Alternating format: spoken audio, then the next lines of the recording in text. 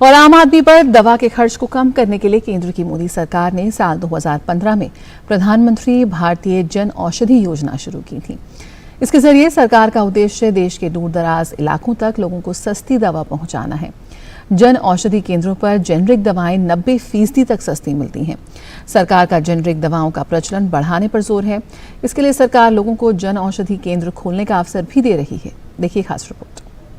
गरीब को सस्ती दवाई मिले, गरीब को दवाई के बिना मरने की नौबत न आए, इसलिए पूरे देश में जन औषधि भंडारों का अभियान चलाया है। प्रधानमंत्री नरेंद्र मोदी द्वारा शुरू की गई जन औषधि योजना आम लोगों के लिए काफी लाभकारी साबित हुई है। महंगी दवाइयां हमेशा से ही आम आदमी के इलाज में बड़ी बाधा हुआ करती थी।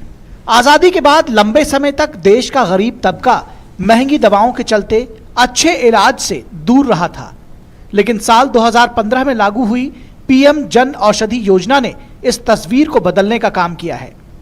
प्रधानमंत्री जन औषधि योजना देश के गरीब तबके को सस्ते दामों पर दवाएं मुहैया करा रही है।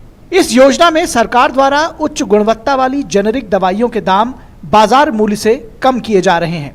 सरकार द्वारा जन औषधि स्टोर बनाए गए हैं, जहां जेनेरिक दवाइयां उपलब्ध करवाई जा रही हैं।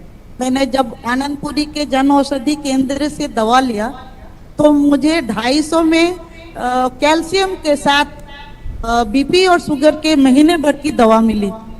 मुझे तो खुशी का ठिकाना नहीं रहा। मैंने तो आपको बहुत बहुत दिल से धन्यवाद दिया और जो इससे लाभ उठा रहे हैं वो मुझे धन्यवाद दिया। तो मैंने कहा कि धन्यवाद की हकदार मैं नहीं, हमारे प्रधानमंत्री जी हैं।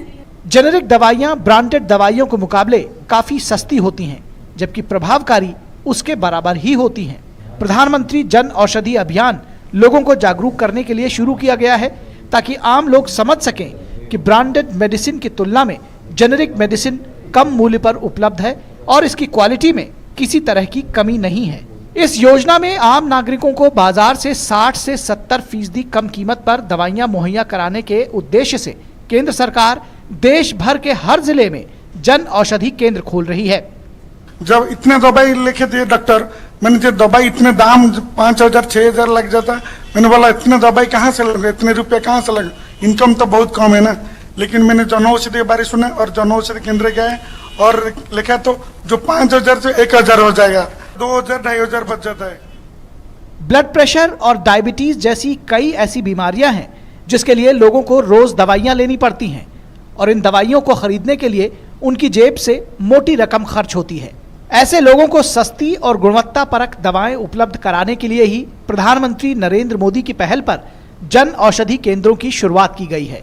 पूरे देश में आज जन औषधि केंद्र के करीब 8,600 स्टोर्स खुले हुए हैं, जहां पर ये दवाएं आसानी से और सस्ती कीमत पर खरीदी जा सकती हैं।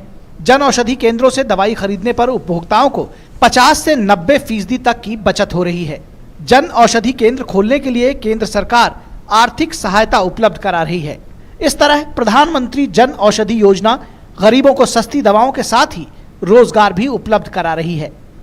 Bureau report, DD news.